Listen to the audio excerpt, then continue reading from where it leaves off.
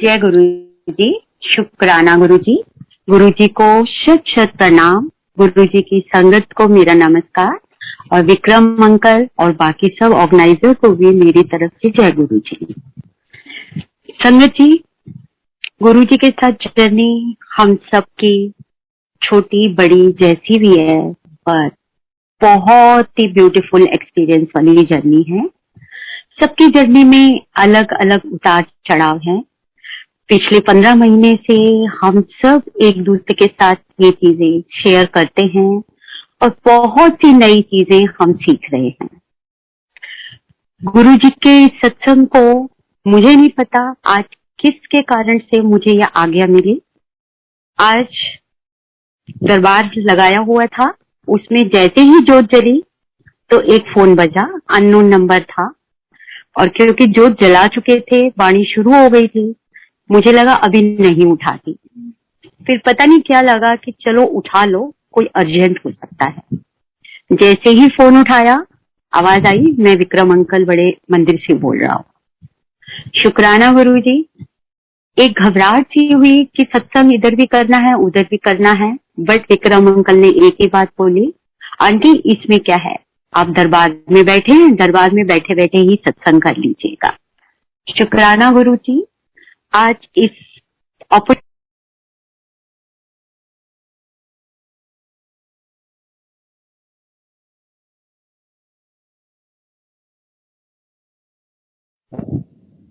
Aunty आप अपना mic unmute कर लो प्लीज।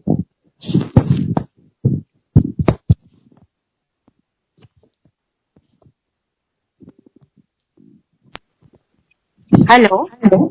यस। हाँ सॉरी अंकल, कॉल आ गई थी। जय गुरु जी।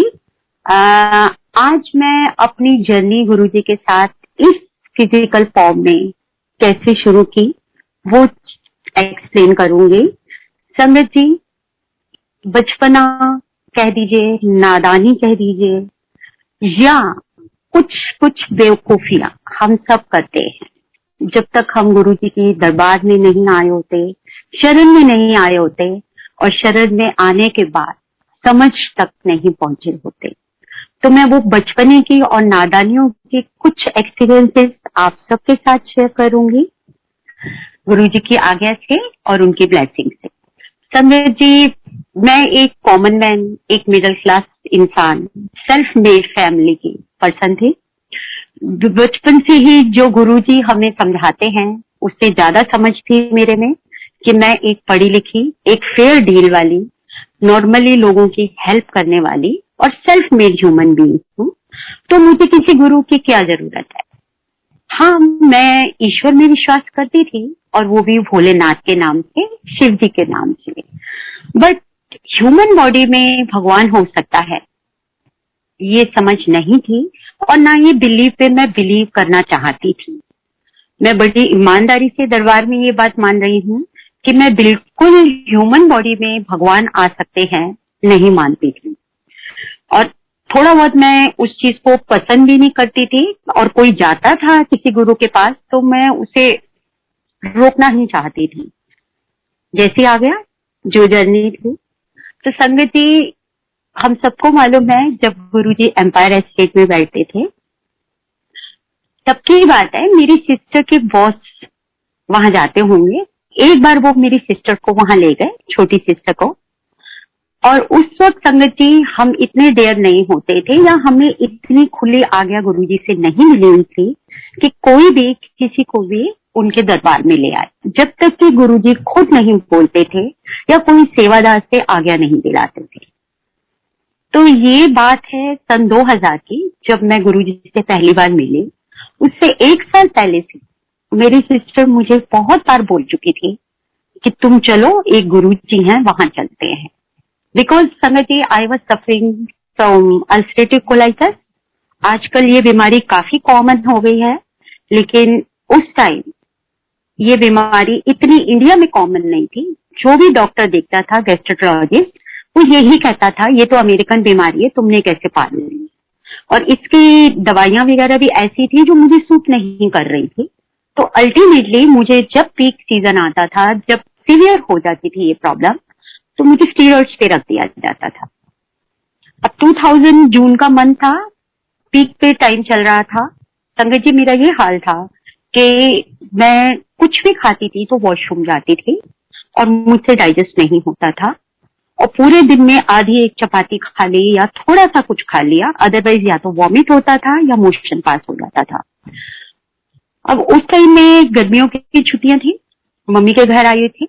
एंड संगत जी, आजकल तो हमें पता है बिजली की जाती ही कम है, बट उस टाइम में बिजली बहुत जाती थी और हम लोग के घर में इन्वर्टर जो होते थे बहुत लिमिटेड सप्लाई करते थे और बिजली उससे ज्यादा आ जाती थी। तो मुझे यही प्रॉब्लम होती थी, थोड़ी भी गर्मी हो एंजाइटी हो जाती थी, वॉमिटिंग आनी शुरू हो जाती, सफोकेशन होनी शुरू हो जाती। मेरी सिस्टर ने मुझे बहुत बार बोला था, एक बार वहां चल के देख, तेरी सारी प्रॉब्लम सॉल्व हो जाएंगी। बस मैं जिद में कि ऐसा क्या होगा, मैं अच्छा काम करती हूँ, किसी जरूरतमंद की हेल्प करती हूँ, ईमानदारी से अपनी लाइफ जी रही हूँ, मैंने कोई चीटिंग नहीं की है, मैं प्रॉपरली टाइम पर भगवान की पूजा भी दिन में एक आध बार कर लेती हूँ, उन्हें प्रेयर भी कर देती हूँ और पॉजिटिव रहती हूँ। तो उसके बाद मुझे किसी गुरु की जरूरत नहीं है। अल्टीमेटली ये 2000 की बात है, जून में मेरी सिस्टर उस दिन मेरे घर रात को आई, मम्मी के घर मैं गई हुई थी, वहां पे आई, वहीं रहती थी। शीतल तो उठ, अभी चल मेरे साथ। आई से मैं कहीं नहीं जा सकती और तुम कहाँ ले जा रहे हो, वहां पे मुझे हर आधे घंटे में वॉशरूम जाना होता है, मैं गाड़ी में बैठ के नहीं जा सकती। शीतल नहीं, तुम्हें जाना पड़ेगा, और वो मुझे जबरदस्ती ले गई। संगत जी, उस टाइम हम लोग सूर्यनगर विवेक विहार की साइड रहते थे। विवेक विहार से अंधेरिया मोड़ से एम्पायर एस्टेट, घंटा डेढ़ घंटा रास्ता लगता था। और आप बिलीव नहीं करेंगे, पानी पीते ही जो पर्सन वॉशरूम भागता है, मैं उसके साथ गई, बस एक चीज पूछी थी, मुझे ये बता दे कि वहां पे वॉशरूम तो अवेलेबल होगा। और हम में से जो भी एम्पायर स्टेट गए हैं, हमने देखा था शुरू में जहां गुरुजी दरबार में बैठते थे उसके सामने ही किचन के सामने एक वॉशरूम हुआ करता था, जहां पे सबके बीच में हमें उस वॉशरूम को यूज करना पड़ता था। तो ये तो बहुत छोटी छोटी बातें हैं।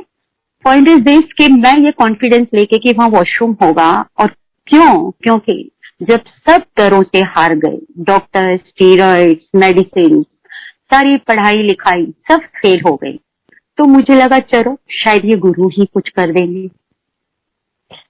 वो होता है जब कोई सहारा नहीं तो डूबते को सहारे की तरह मैं वहां पहुंची। संगत जी, जैसे ही हम एम्पायर एस्टेट आए, एंट्री में गए, मेरे लिए सब नया था। एक तो सबसे पहली चीज ये नई थी, ये कौन से गुरु हैं भाई, एंड फ्रेंकली स्पीकिंग कौन से गुरु हैं भी नहीं बोला था, जय गुरु जी, ये कौन सा गुरु है बोला गया था, अंदर से ही आवाज आई थी जो रात को बुलाते हैं। क्योंकि जनरली जो संगत लगती थी या गुरु होते थे वो दोपहर के टाइम होते थे, 9 से 12, 5 से 7। तो चलो हम पहुंचे वहां पे। वहां पे जैसे ही अंदर गए, एंट्री करते ही, सीढ़ी से नीचे उतरते ही, हम सबको पता है कि हम क्या कहेंगे कि कोई गुरु होगा, चोला में होगा, भगवे कपड़े होंगे, दाढ़ी होगी। बट एंटर करते ही सीढ़ी से मुड़ते जो नजर सामने गई, वाओ, इतना ब्यूटीफुल, प्योर वाइट और इतनी खूबसूरत कपड़ों में, ये कैसे गुरु हैं। बट मेरी सिस्टर ने मुझे यही बोला था, क्योंकि मैं व्हाई एंड हाउ में बहुत बिलीव करती थी, डिबेट्स में बहुत पार्टिसिपेट करती, रीजनिंग्स के लिए मैं हमेशा रेडी रहती थी। तो उसने मुझे पहले ही बोला था, कुछ मत बोलना, चुपचाप जो बाकी लोग करेंगे फॉलो करना। वो पीछे पीछे, मैं आगे आगे, सब लोग आगे बढ़े। संगत जी, हमने गुरुजी को माथा टेका। माथा टेकने में मुझे कभी कोई ऐसा ईगो हैसल कभी भी नहीं आया था, हमसे कोई भी बड़ा है तो हम सर झुका लेते हैं। माथा टेका, कोई भाव ऐसा ज्यादा नहीं था। पहली बार संगत जी मुझे ऊपर जगह मिली बैठने के लिए, सीढ़ियों के पास ऊपर आते ही सीधा बिठाया गया। मेडिटेशन की वाणी चल रही थी, बहुत स्लो चलती थी, बहुत तेज नहीं चलती थी। वहां पर बैठे हुए थे, सिस्टर भी ऊपर आई, सिस्टर चुपचाप से वाणी सुनते रहना और चुप रहना, कुछ मत बोलना। उसको यही डर था कि मैं कहीं ना कहीं डिबेट या आर्गुमेंट शुरू कर दूंगी। संगत जी, हम लोग वहां बैठे थे। मेडिटेशन में भी बस यही था कि अगर ये सही गुरु हैं और मैं शिव जी को मानती हूँ, मैं उस वक्त भी ओम नमो शिवाय प्रेयर कर रही थी कि अच्छी जगह पर आए हैं तो प्रेयर तो करनी है जब बैठे भी हैं तो। बट मुझे लगा अगर वो भी गुरु हैं और वो पहचानते हैं तो उन्हें समझ आ रहा होगा कि मैं प्रेयर कर रही हूँ और मैं अच्छा इंसान हूँ, तो वो मेरे को ब्लेस कर देंगे। नीचे आए संगत जी। संगत जी एक पॉइंट नोट करिएगा, अभी तक मैं वॉशरूम नहीं गई थी, 1.5 से 2 घंटा हो चुका था, जो मेरा सबसे बड़ा डर था उस वक्त। नीचे आए, बुलाया गया। उस वक्त गुरुजी अपने हाथ से सारी संगत को प्रसाद दिया करते थे। वो प्रसाद लेकर हम बाहर जाते थे, एम्पायर एस्टेट थे, रोड पर खड़े होके हम वो प्रसाद फिनिश करते थे, फिर हैंड वॉश करके हम वापस आते थे। तो संगत जी नीचे गए, बारी आई, सिस्टर ने पीछे से उसकी कमेंट्री चल रही थी, सिंपल थी कि जो भी मिलेगा चुपचाप से खा जाना, कुछ रोकना नहीं, कुछ बोलना नहीं। एंड संगत जी यू वोंट बिलीव, जब मैं आगे आई गुरुजी के हाथ से मोतीचूर का बड़ा वाला लड्डू, जो 200-250 ग्राम वाला बड़ा होता है, वो लड्डू उन्होंने मेरे हाथ में दिया। दोनों हाथ भर के मैंने वो लड्डू लिया एंड शी सेड सीधे बाहर निकल जा, आवाज मत करियो। सीधा पुश करके हम बाहर आए। संगत जी 5-10 ग्राम की रोटी नहीं खाई जा रही थी मेरे से, और शी सेड ये लड्डू आपने यहीं पे खाना है। तब मुझे ये वर्ड पहली बार नहीं समझ आया था कि यहाँ खाया तो दवाई है, घर जाके खाया तो मिठाई है। इसकी ना वैल्यू पता थी, ना मतलब पता था, ना सेंटेंस पता था। बट क्यों? क्योंकि सिस्टर लेके आई थी, उसको उनके बॉस से आज्ञा मिली थी, और वो गुरुजी का आदेश था कि गुरुजी ने उनको बोला था कि सडले जनु सडना, और उन्होंने बोला था, मेरे माइंड में आपकी सिस्टर का ही ध्यान आया था कि वो बहुत बीमार रहती हैं। संगत जी 1 साल लगातार गुरुजी का इन्विटेशन था। नादान नहीं कहूंगी मैं, अज्ञानी भी नहीं कहूंगी, बचपना भी नहीं कहूंगी, बेवकूफी थी।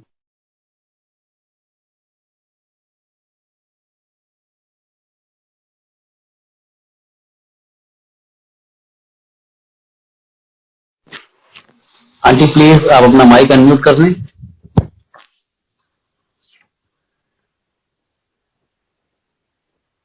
सभी को फोन करो ना कि मैं मीटिंग। जय गुरु जी। अंकल अनम्यूट हो गया? जी आंटी। हाँ सॉरी अंकल, वो बेटे का ना बाहर है, फोन आया था बार बार बीच में। जय गुरु जी। इसका भी एक सत्संग है, अभी वो भी मैं शेयर करूंगी। तो संगत जी वो लड्डू प्रसाद मैंने उस वक्त वो जबरदस्ती खाया, मुझे नहीं पता मैंने कैसे खाया, जो पिछले 3-4 महीने से 250 ग्राम पूरे दिन में क्या 4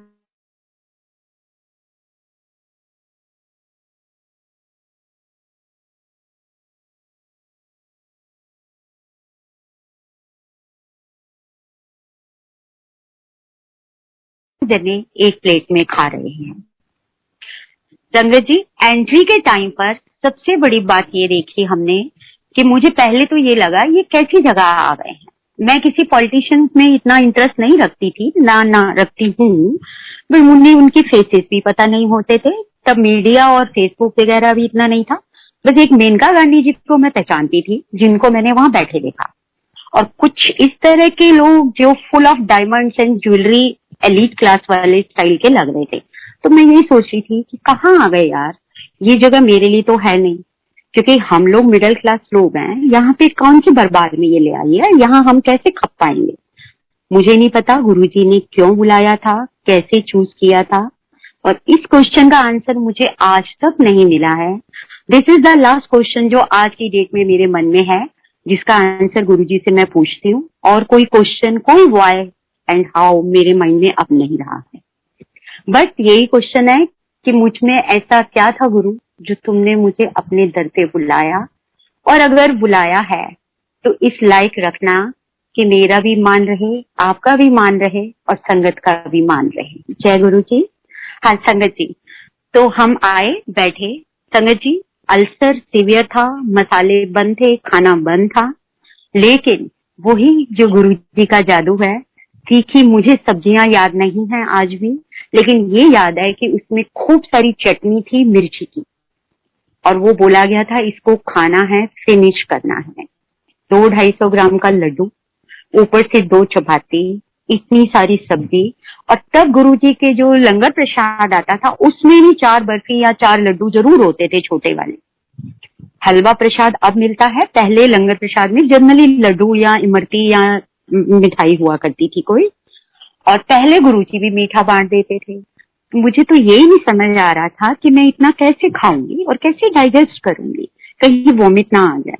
बट संगत जी, क्योंकि वो सिस्टर गुरुजी की ये कैन से के मैसेंजर या सेवादार बन के आई थी, जो मुझे पुश किए जा रही थी, बिकॉज उसको पता था मैं बहुत आर्ग्यूमेंट करती हूँ, हर बात पे जिद करूंगी। दीदी चुप रहना और खाते जाना। खत्म किया वो प्रसाद, हाथ धोए, वापस आए, गुरुजी से फिर से आज्ञा ली और बाहर गाड़ी में आके बैठे।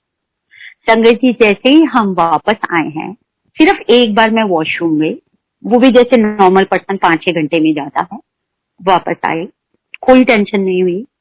वापस आए, घर आए, रास्ते में पता चला कि लाइट ऑफ है। 2 घंटे से लाइट 3 घंटे से गई हुई है। इन्वर्टर तब चलते थे 5-6 घंटे, अगर आप पूरे घर के चला दो लाइटें। मुझे लगा अब तो बेटा तेरी हालत खराब हो गई, इतना खाना खाया है, मिर्ची वाला खाना खाया है, और तू इतनी देर से वॉशरूम नहीं गई है और तुझे वॉमिटिंग आई। मतलब I was ready to do all these thing, but कुछ नहीं होगा। आई डोंट नो क्या था, बट क्योंकि जैसा कि गुरुजी बोलते हैं कि दिमाग जूतों के साथ छोड़ के आओ, बट तब तो समझ थी नहीं, दिमाग तो साथ चलता था और बहुत तेज चलता था। रात को कोई प्रॉब्लम नहीं हुई, मैं आराम से सो गई। मैं ये नहीं कहूंगी कि रातों रात बीमारी खत्म हो गई, लेकिन वो जो हावी था, एकदम से पीक था, वो कंट्रोल हुआ। दिमाग ने एक जवाब दिया। संगत जी, सॉरी गुरुजी, माफ कीजिएगा, आज कहते हुए भी शर्म आ रही है और अपनी नादानी पे हंसी भी आ रही है, और गुरुजी की ब्लेसिंग्स पे और विश्वास बढ़ रहा है कि दिमाग ने ये बोला कि ऐसा कैसे हो सकता है, पक्का इन्होंने ना इसमें स्टीरॉइड्स मिलाए होंगे खाने में, तभी तुझे डाइजेस्ट हो गया। बिकॉज हेवी स्टीरॉइड्स से आपकी प्रॉब्लम एकदम से कंट्रोल हो जाती है। तब स्टीरॉइड्स के बारे में हम लोग इतना नहीं जानते थे, कॉमन लोग, बट आज तो जो गुरुजी बोलते थे कि माड़ा वक्त आएगा, बुरा वक्त आएगा, और कोरोना के बाद तो सबको स्टीरॉइड्स का मतलब पता चल गया है। तो उस वक्त इतना पता नहीं होता था, बट मैंने क्योंकि यूज की थी तो मुझे पता था। बट देन दिमाग ने फिर लॉजिक दिया कि वो खाना तो 10 साल का बच्चा भी खा रहा था, 5 साल का बच्चा भी खा रहा था, 80 केजी के वेट का भी खा रहा था, 40 केजी के, क्योंकि स्टीरॉइड्स में ये होता है अपने बॉडी वेट से ज्यादा ग्राम्स का नहीं दे सकते आप। ये जो मेरी कॉमन सेंस थी, नॉलेज थी रिगार्डिंग स्टीरॉइड। तो फिर मेरे माइंड ने जवाब दिया कि वो ऐसे कैसे खिला सकते हैं स्टीरॉइड सबको होलसेल में, कि कोई किसी का वेट कितना है, रिएक्शन भी तो हो सकता है। मतलब संगत जी, जितने गंदे आइडिया होते थे वो सब आते रहे, उल्टे सीधे ख्याल, और गुरुजी मुस्कुराते रहे जैसे अब मुस्कुरा रहे हैं। चलो अंडर कंट्रोल थोड़ा बहुत हो गया, थोड़ा दिमाग चलता रहा। संगत जी, 1 महीने बाद, 1.5 महीने बाद, ये जून का मंथ था, जुलाई में, अगस्त बिगिनिंग था, जुलाई एंड था। बर्थडे का तब तक मुझे नहीं था पता गुरुजी के, वो निकल गया। अगस्त के महीने में मैंने अपने हस्बैंड को ऐसे ही बोला, थोड़ा सा कंट्रोल में था, कि गुरुजी के पास मैं गई थी, बताया तो था मैंने उन्हें, तो आप भी चलोगे? तो कहते हैं मेरे हस्बैंड इस तरह से हैं कि जहां बोलोगे वहां मत्था टेक देते हैं, जहां बोलोगे वहां पे श्रद्धा हो प्रेयर कर लेते हैं, वो हर जगह पर हाथ जोड़ लेते हैं, मत्था टेक लेते हैं। मैं हर जगह पर लॉजिक्स बहुत लगाती थी, बस शिव बाबा में मेरी थी श्रद्धा, उसको मैं नहीं छोड़ती थी। बचपन से शिव जी करा था, जो सीखा था, और उनके लिए मैं प्रेयर हमेशा करती थी। उन्होंने बोला हाँ चलेंगे। संगत जी, अब एक छोटा सा बचपना बता रही हूँ, जो एक सेल्फ मेड मैन के या सेल्फ मेड पर्सन की होती हैं डिजायर्स, छोटी छोटी चीजें, छोटी छोटी जरूरतें, छोटी छोटी इच्छाएं होती हैं, वही यहाँ पे मैंने दिखाई। वहां गए, उन दिनों में संगत जी हमारे पास फीएट कार थी, एंड जैसे कि हम सब जानते हैं फीएट कार थोड़ी पुरानी हो जाए तो डिस्टेंस पे तंग करती है। तो पश्चिम बिहार से एम्पायर एस्टेट जाना था, अंधेरा सड़कें थी, अभी तो सड़कें और लाइट बहुत अच्छी हो गई है, तब बहुत अंधेरा होता था और फील्ड में जाते हुए मुझे थोड़ा डर लगा। तो मैंने अपने हस्बैंड को बोला, उन दिनों में मारुति वैन नए नए आए थे, तो मैंने उनको ये बोला कि हम ना गाड़ी किराए पे लेके जाएंगे विद ड्राइवर, क्योंकि बहुत मुश्किल होगा रात को अगर गाड़ी कहीं रुक गई तो, उधर तो बिल्कुल अंधेरा और जंगल है। ठीक है, गाड़ी ली हमने, गए संगत जी, अंदर गए, जाकर के जैसे होता है मत्था टेका गुरु जी को, मत्था टेक करके आप बिलीव नहीं करेंगे, इससे बड़ा बेवकूफ कौन होगा। इतनी दूर से चल के आए हैं, मत्था टेका है, मत्था टेकते ही जो मेरे मन में ख्याल था, मैंने कुछ मांगा नहीं था, बट मत्था टेका था और ये सोचा था कि चलो जा रही हूँ, सब कह रहे हैं ये बहुत पावरफुल है तो शायद ये मेरे को ठीक कर दे। मत्था टेकते टेकते मैंने यही बोला कि गुरुजी आज तो मैं आ गई हूँ, बट ये बड़ा एक्सपेंसिव सौदा पड़ेगा। सॉरी संगत जी, टिपिकल आंसर था, क्वेश्चन था कि that time that car was on rent for 500 rupees और 2000 में काफी अमाउंट होता था एक सर्विस क्लास के लिए 500 रुपीज पर विजिट का देना। तो मैंने मत्था टेक के बोला गुरुजी जो भी है आई हूँ आज मैं, लेकिन ये तो बहुत महंगा सौदा पड़ेगा आपसे मिलने का कि 500 every time I can't spend. कुछ नहीं मांगा था मैंने संगत जी, मत्था टेक के वो ख्याल उस दिन मेरे दिमाग में चलता रहा था कि यार ये महंगा पड़ेगा, ऐसे कैसे आएंगे इतनी दूर हम हर बार रेंट दे करके, और फील्ड में मैं नहीं आऊंगी। वापस आ गए हम, इतने में मेरे हस्बैंड ने मुझे बोला कि श्वेता तू यहाँ किसी को जानती है? मैंने कहा नहीं, मैंने तो किसी से बात भी नहीं की थी जब पिछली बार भी आई थी। तो ही सेड मुझे यहाँ पे एक अंकल ने रोका and he was Singla uncle, और उन्होंने मुझे रोक के बोला कि गुरुजी कहते ने जुतियां दे नाल ना अपना दिमाग पार रख के आया करो, पर टीचर का दिमाग होता है ना, इन्हों थोड़ा ना लॉजिक ज्यादा लगता है, समझाने में टाइम लगता है। सॉरी संगत जी, मुझसे पंजाबी ठीक से बोली नहीं जा रही, उसका पर्पस मीनिंग यही था कि टीचर्स के दिमाग को संभालने के लिए बहुत टाइम लगता है, उनके लॉजिक्स बहुत होते हैं, और गुरुजी हमेशा यही बोलते हैं कि जूतों के साथ अपना दिमाग छोड़ के आया करो। संगत जी मैंने वहां किसी को कुछ नहीं बताया था, किसी से बात नहीं की थी, मेरे हस्बैंड ने किसी से बात नहीं की थी, सिंगला अंकल ने मेरे हस्बैंड को ये मैसेज दिया and by profession I am teacher. मुझे नहीं पता पहली बार में गुरुजी ने ये मैसेज क्यों दिया, लेकिन वो उस वक्त भी दिमाग में ये चीज नहीं आई कि गुरुजी मुझे पहचान गए। वापस आए संगत जी, सितंबर का महीना, अगस्त था, सितंबर का महीना आया, मैं अपने मॉम डैड के पास गई हुई थी, वही फिएट लेके अपने हस्बैंड के साथ। इमीडिएटली मेरे पड़ोस में उनकी कोठी जो थी, दूसरी कोठी में उनके बैंक के कलीग रहते थे जिनका ट्रांसफर हो गया था, और उन दिनों में ये मारुति नई नई आई थी, 4-5 साल हुए थे, एंड माय ड्रीम वाज कि मैंने व्हाइट मारुति लेनी है जब भी लेनी है 800। और डैडी ने सीधा बोला कि साथ वाले जा रहे हैं और ये अपनी गाड़ी अभी रिसेंटली नई ली है, इन्होंने सेल ऑफ करना चाहते हैं, तुम लोगे क्या? संगत जी मैंने कुछ नहीं मांगा था, अगस्त में मत्था टेकते वो बोला था गुरुजी फिएट में लाऊंगी नहीं, उनको नहीं बोला था, उस टाइम में मेरे मन से अपने आप आवाज उठी थी, मैंने डिमांड नहीं की थी, कोई अरदास भी नहीं की, फिएट मैं नहीं लाऊंगी, और इतना रेंट देके महीने में कितनी बार मैं आ सकती हूँ आपके पास। अब उनको बुलाना था संगत जी, उसी वक्त वो फिएट वहीं छोड़ी, मारुति में वापस आ गए। कोई मांग नहीं है, कोई सपना नहीं है, कोई कन्वर्सेशन नहीं है, बट हर पल, हर मिनट, हर वक्त साथ है। ये तो छोटी छोटी स्टूपिड सी चीजें थी जो बातें करते थे, सुनते थे और सुनाते थे, बट संगत जी और बहुत ही स्टूपिड चीजें थी जो मांगते गए और धीरे धीरे समझ आती गई, थोड़ा थोड़ा इस रास्ते पे बढ़ते गए। और आपको मैं बता रही हूँ एक सत्संग, ये है ईयर मुझे याद नहीं है, बट एक बार आधी रात को मेरी नींद खुली और बहुत रेस्टलेसनेस और बेचैनी हो रही थी। उन दिनों में मेरे बेटे की फ्रेंड की किसी कोई बहन की शादी थी या किसी की कजन की शादी थी, वो लोग पंजाब साइड गए हुए थे, तो रात को बच्चों ने बोला था हम 10-11 बजे निकलेंगे, 2-2:30 बजे तक आ जाएंगे वापस और घर आके सोएंगे। देन इन्होंने फोन किया 11-12 बजे कि नहीं मम्मा हम यहीं स्टे कर रहे हैं सारा ग्रुप, कि रात को जर्नी नहीं निकलेंगे, हम सुबह सुबह 5 बजे निकल के आएंगे। तो जैसे पेरेंट्स करते हैं हम लोग सो गए कि चलो बच्चे अब वहां पे हैं, होटल्स में आराम से सो रहे हैं, कोई प्रॉब्लम वाली बात नहीं है। और वरना बेचैनी होती है, कितना भी हम कहें कि बच्चे आ रहे हैं रोड पे हैं, एक वेट होती है एज अ पेरेंट। तो उस वक्त हम सो गए कि चलो वो होटल में है, बाहर सड़क पे नहीं है। संगत जी रात को 2-2:30 बजे मेरी नींद टूटी और मुझे इतनी रेस्टलेसनेस हो, बेचैनी हो, मुझे समझ नहीं आया क्या हो रहा है। अंदर से एकदम आवाज आई कि जब कुछ नहीं समझ आता तो तू बैठ के मंत्र जाप कर ले, और क्या कर सकती। संगत जी मैं मंत्र जाप करती रही, मंत्र जाप करते करते अपने आप ही नींद आ गई। बच्चे रात को उसके बाद 2:30-3 बजे, मतलब कि मेरी नींद 2-2:30 बजे के करीब खुली होगी, 3:30-4 बजे बेल हुई और बच्चे घर आ गए। आके बोला कि हमें लगा रात को लेट हो जाएंगे, अभी निकलते हैं, सुबह घर जाके आराम से सोएंगे।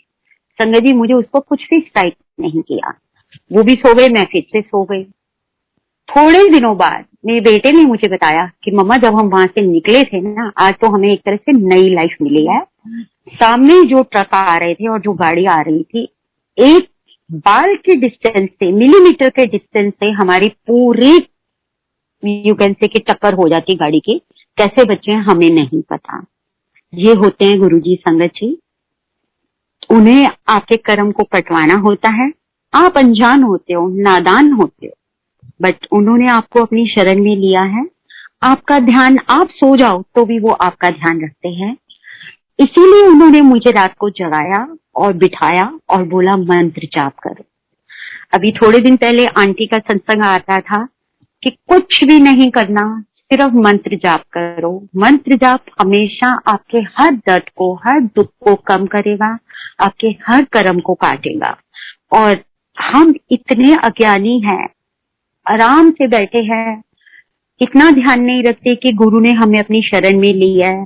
सोते रहते हैं, मस्त रहते हैं, बिजी रहते हैं, अपने रिश्तों में, मोह में डूबे रहते हैं। बट हमारा गुरु हमें बार बार जगाता है, झंझोड़ता है, उठाता है और याद दिलाता है कि अपना कर्म काटो।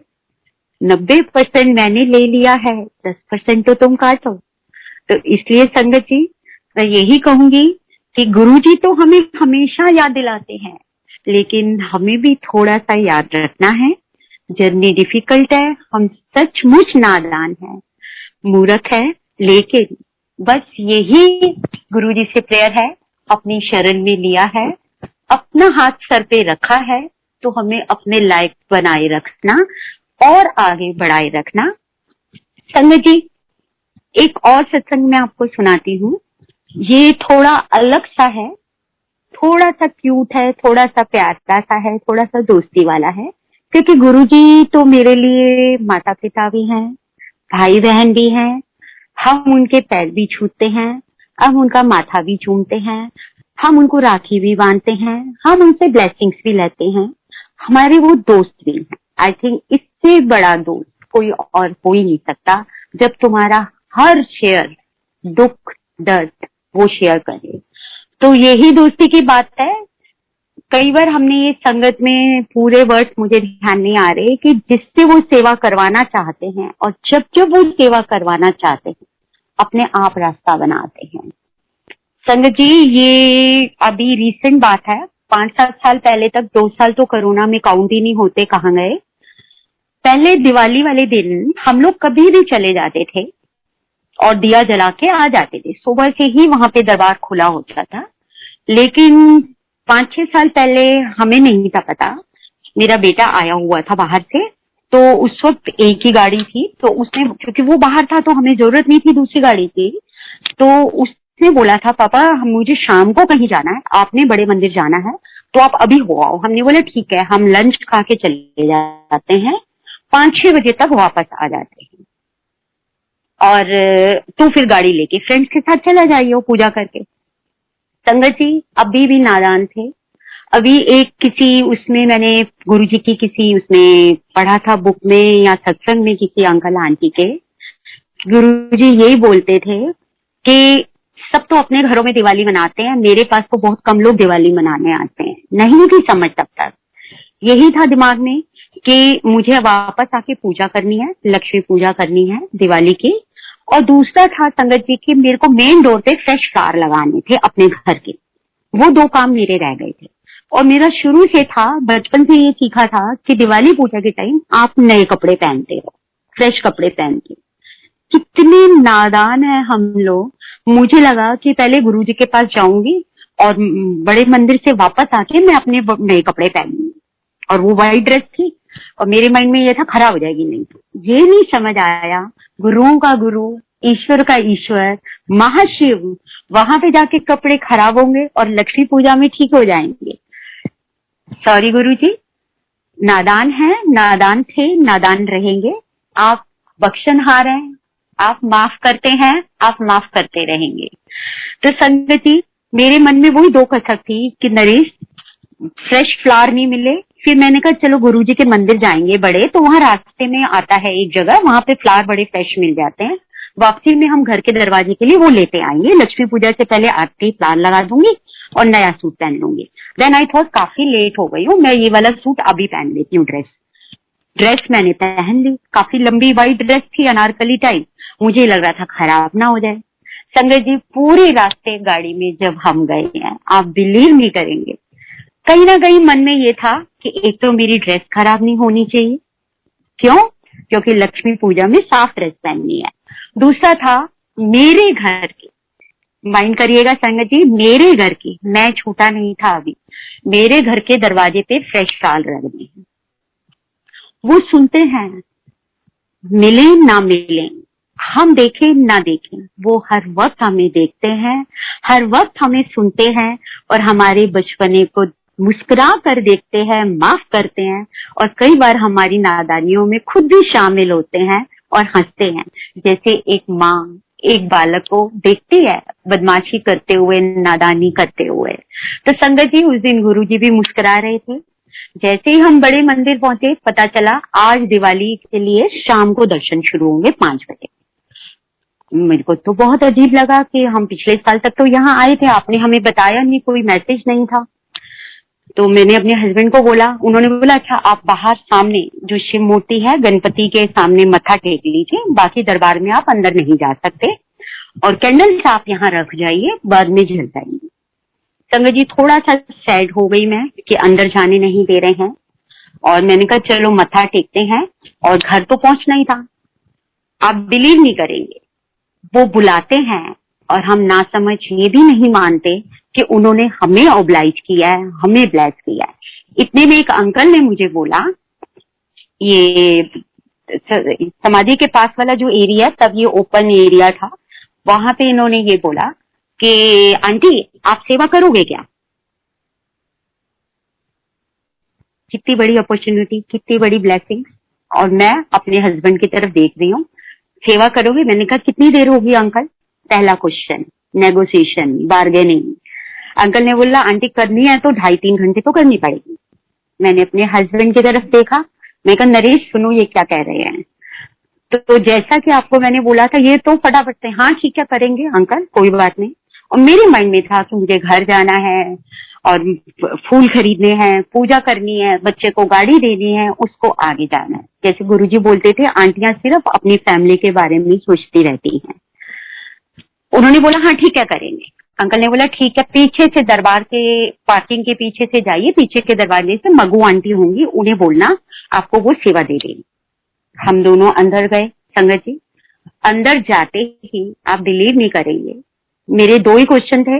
एक था कि मेरा सूट खराब नहीं होना चाहिए, दूसरा था मेरे माइंड में जो पैनिक कर रहा था कि मेरे घर के दरवाजे को मैंने डेकोरेट करना है आज के दिन, दिवाली के दिन, क्योंकि लक्ष्मी माँ आएंगी। संगत जी, अंदर जाते ही पहली चीज जो आंटी ने मुझे बोली, बड़ा सा मुझे नैपकिन पकड़ाया और बोला जहां पे शिव जी की मूर्ति रखी है वो बाहर थी, गुरुजी का स्वरूप भी बाहर था, वहां पे एरिया में थर्मोकोल से कुछ कटिंग हो रही थी तो उसकी बॉल्स बिखरी हुई थी। आंटी ने बोला श्वेता आंटी जाओ और ये सारी सफाई कर। संगत जी, हम सब जानते हैं थर्मोकोल की छोटी छोटी कटिंग के बाद जो बॉल्स गिरती हैं, अगर आप उसको समेटते हैं तो वो और बिखरती। वो पहली चीज, बॉल्स इधर उधर बिखर रही हैं, मैं उन्हें उठा रही हूँ, पूरा सूट नीचे घूम रहा है। पहला मान गुरुजी ने किया खत्म कि तुझे सूट की नहीं मेरी सेवा का ध्यान रखना है। अगर इस सूट से भी तूने सफाई कर दी है मेरे दरबार की, तो इससे बड़ी ब्लेसिंग कुछ नहीं है। धीरे धीरे समझ आता है, धीरे धीरे हम बड़े हो रहे हैं गुरुजी, गलतियां कर रहे हैं, माफी कर दीजिएगा। दूसरी चीज संगति, उसके बाद आंटी ने बोला अब जाओ तुम लंगर प्रसाद करो। लंगर में लेके आए हम वापस।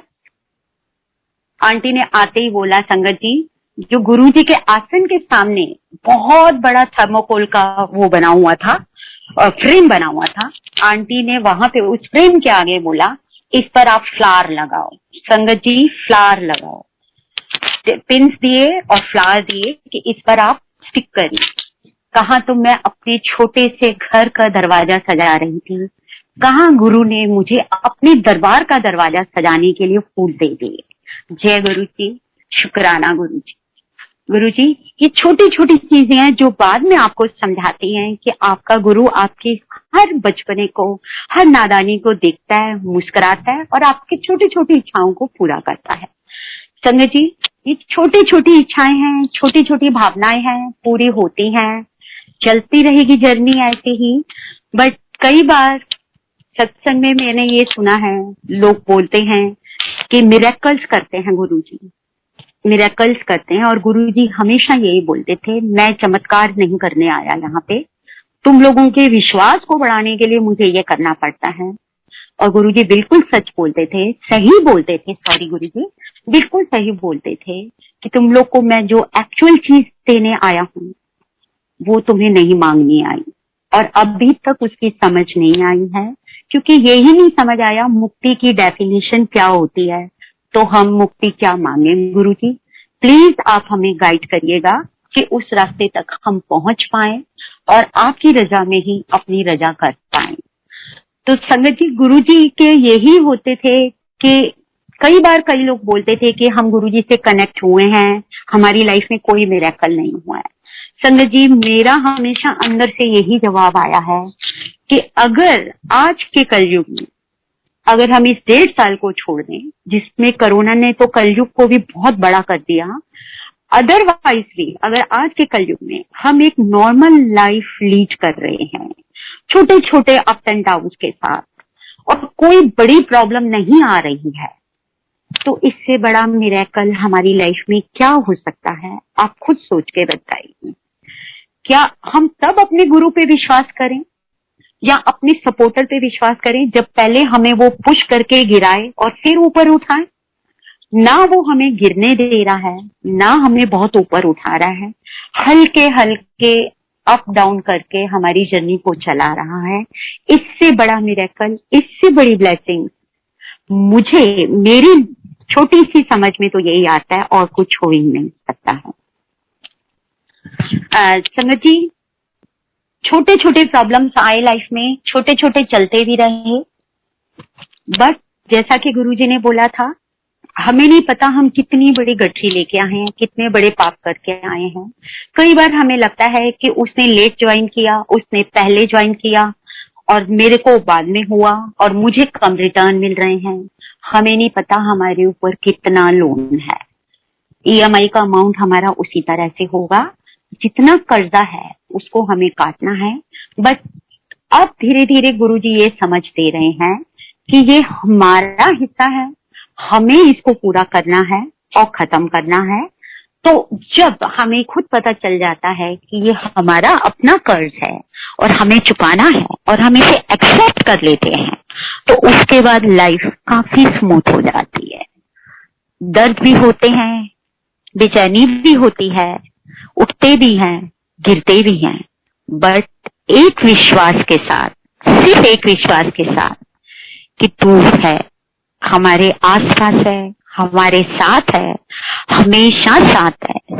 सोते हुए, जागते हुए, उठते हुए, बैठते हुए, हंसते हुए, रोते हुए, हमेशा वो हमारे साथ है। और संगत जी, सबसे बड़ा मान हम सब के लिए ये है कि हम उनकी चॉइस हैं। गुरुजी यही बोला करते थे, भाई चमन दास की एक वाणी में भी उन्होंने बोला था कि इस वक्त हम सत्संग में बैठे हैं, हमसे ज्यादा लकी, हमसे ज्यादा ब्लेस्ड कोई और नहीं है, कितने लोग हैं जो इस वक्त भी हॉस्पिटल में हैं, कितने लोग हैं जो इस वक्त दर्द में हैं, कितने लोग हैं जो इस वक्त परेशान हैं। हम उन सब के लिए प्रेयर करेंगे, लेकिन शुक्राना करेंगे अपने गुरु को कि उसने अपने दरबार में हमें बैठने की जगह दी है और अपने साथ हमें बिठाया है। और अंकल, कर सकती हूँ कुछ और शेयर? जी आंटी, बिल्कुल कर सकते हैं। अब एक छोटा सा सत्संग संगत जी शेयर कर रही हूँ। उम्मीद है कि मेरी बेवकूफियों को गुरुजी तो हमेशा ही ब्लेस कर देते हैं और हम सब इसको समझेंगे और हम सब जिस जर्नी पर हैं ये सीखेंगे कि हम गलतियां करके ही अपने गुरु के दर की तरफ बढ़ रहे हैं। संगत जी, मुझे नहीं पता क्या था, जब लोग बीच में शुरू हुआ सत्संग करना तो मेरे को भी एक दो जगह बुलाया गया। पहले तो मैं जा नहीं पाई, फिर धीरे धीरे वहां भी दरबार में मैंने जाना शुरू किया। तो पहली बार किसी आंटी ने बोला, आंटी खुद सत्संग शेयर करो। एंड सच है ये संगत जी कि मेरा प्रोफेशन टीचिंग का है, पब्लिक स्पीकिंग में भी मैं थी, बट पहली बार जब मैंने गुरुजी के बारे में बोलना शुरू किया, बिल्कुल वही हाल था जो एक डरे हुए बच्चे का होता है। मुझे समझ नहीं आ रहा था कि गुरुजी के बारे में मैं क्या बोलूं, मेरी क्या औकात है मैं उनके बारे में बोलूं।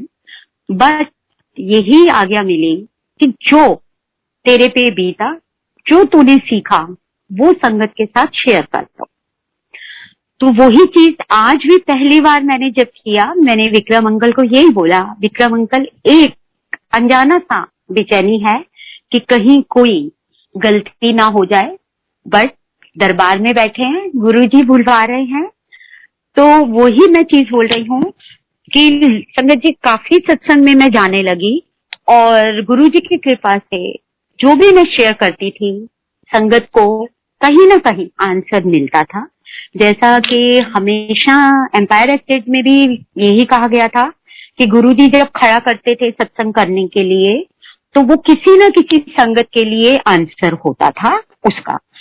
तो काफी जगह से मुझे ये रिस्पांस मिला कि आंटी आपने जो बोला वो हमें आंसर चाहिए था, हमारा क्वेश्चन था।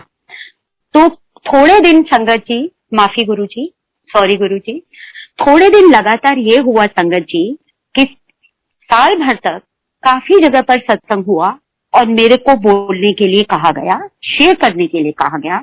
तो महीने में 3-4 बार मैं शेयर करने लगी। मैं वर्किंग भी थी, फिजिकली थोड़ी सी फ्रेजाइल हूँ, ज्यादा है एक्टिव नहीं हूँ, मैं स्ट्रांग नहीं हूँ, तो मैं थक जाती थी। फिर तो मैं थोड़ा सा सत्संग को कम करने लगी कि मैं नहीं जा पाऊंगी।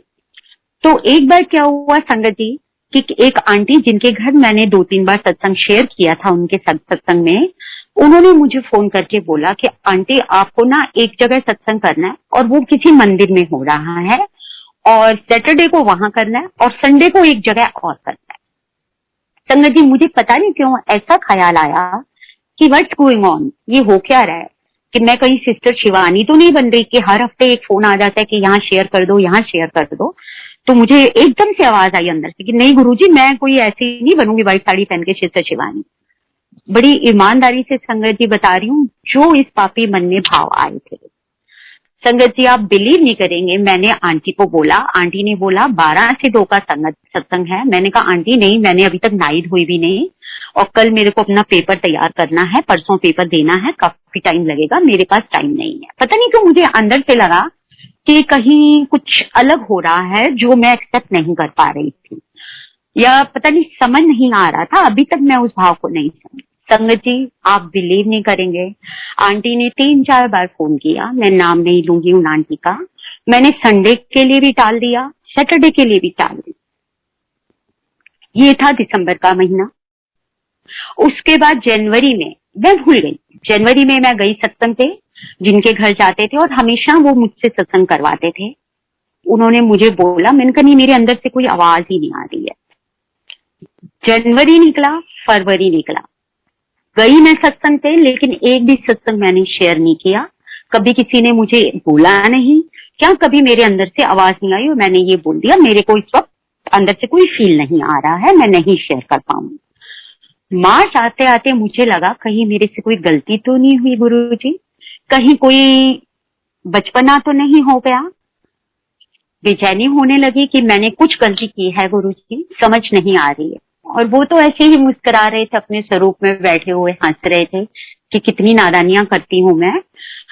अल्टीमेटली संगत जी, थोड़े दिन बाद मुझे रियलाइज हुआ यस, तुमसे बहुत बड़ी गलती हुई है। सत्संग शेयर करना कोई सिस्टर शिवानी बनना या वो नहीं है कि तुम कुछ अलग चीज कर रही हो, कि जो चीज सोशली तुम्हें सिर्फ स्पिरिचुअली ले जाएगी और अलग का। क्योंकि उन दिनों में थोड़ा सा ये गुरु और स्पीकर्स के बारे में काफी कुछ न्यूज़पेपर में उल्टा सीधा भी आ रहा था, तो शायद वो चीज हावी हो गई मेरे पे।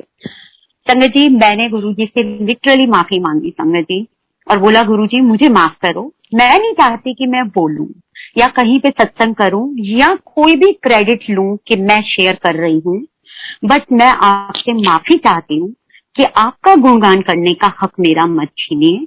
जहां भी किसी संगत की सेवा करनी हो, उसके किसी क्वेश्चन का आंसर देना हो, तो आप प्लीज मुझे ब्लेस करिए। संगत जी, अब दिन रात मेरे मंत्र जाप के साथ मेरी ये प्रेयर चलती थी। एंड संगत जी, उसके बाद सेकंड सैटरडे को एक अंकल के घर सत्संग होता था। उनके घर एक बार मैंने सत्संग किया था। उनके यहाँ उतना ही सख्त डिसिप्लिन होता है जितना के एम्पायर एस्टेट में होता था। कोई अपनी मर्जी से सीट बदलना है, कुछ करना है, सेवा करना है, नहीं कर सकता था।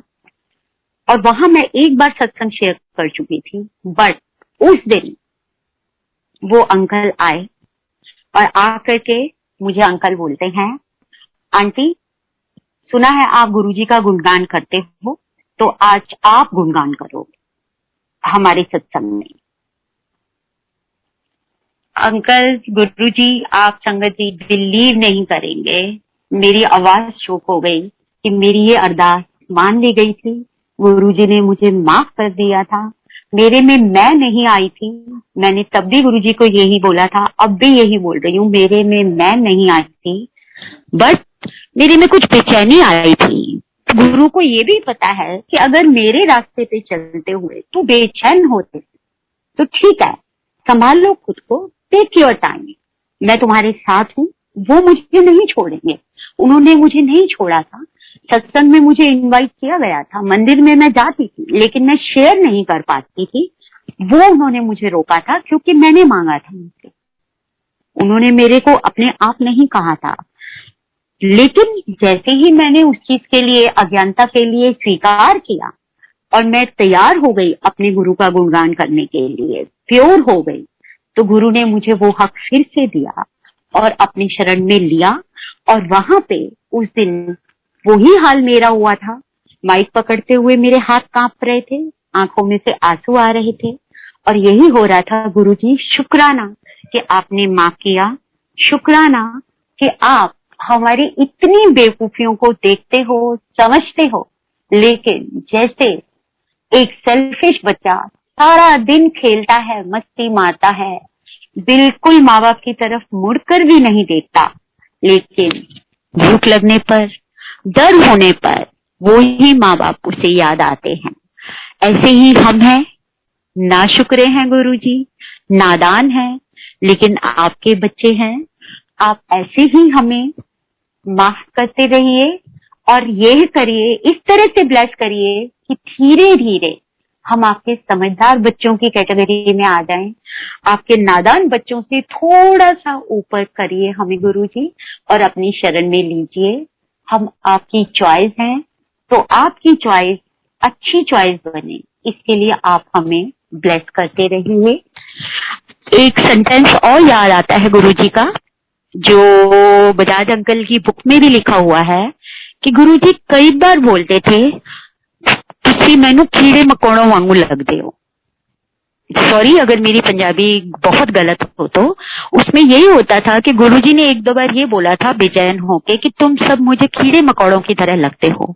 सच में गुरुजी, हम उतने ही गंदे हैं, उतने ही बुरे हैं, इतना आपका ब्लेस किया हुआ सब कुछ है हमारे पास कि शुक्राना करने के लिए भी वर्ड्स नहीं है। इतना समेट रहे हैं हम अपनी झोली में, लेकिन समर्पण के लिए अभी भी हमारी मैं और ईगो आ जाती है, कई बार उठ जाती है। यही वो चीज है जो पहले दिन से आप हमें बोलते हैं कि छोड़ के आओ, बाहर छोड़ के आओ। तो गुरुजी, आपने अपनी शरण में लिया है, आपने हमें बख्शा है, तो अब इतनी ताकत भी बख्शिए, इतनी हिम्मत भी बख्शिए, इतनी सद्बुद्धि भी बख्शिए कि हम अपनी इस मैं को छोड़ दें। नरेंद्र अंकल के सत्संग में हमेशा ये बोला होता है, उनकी बात सबसे बड़ी मुझे ये याद आती है। वो बोला करते हैं, हमेशा बोलते हैं कि गुरुजी बोलते थे, पहली 8 पौड़ियां तो मैं चढ़ा देता हूं तुम्हें, आखिरी पौड़ी ना तुम्हारी मैं की पौड़ी होती है। उस पौड़ी पे आके ना मैं नीचे की सारी पौड़ियां तुम्हारी छीन लेता हूँ, गिरा देता हूँ, और अब तुम लटकते हो अपनी मैं में। प्लीज गुरुजी, इस मैं को खत्म करवाइए, अपनी अनजान ताकत, अपनी अनजान शक्ति से बांधिए और इस सीढ़ी से हम सबको अपनी तरफ आगे बढ़ाइए, अपने रास्ते पे चलाइए, अपनी शरण में लीजिए और अपनी सारी संगत को ऐसे ही ब्लेस करते रहिए। शुक्राना गुरुजी, शुक्राना अंकल, शुक्राना गुरुजी के दरबार का, शुक्राना संगत का। सब पर मेहर बनाए रखिए, सब पर अपनी कृपा बनाए रखिए। जय गुरुजी, शुक्राना गुरुजी।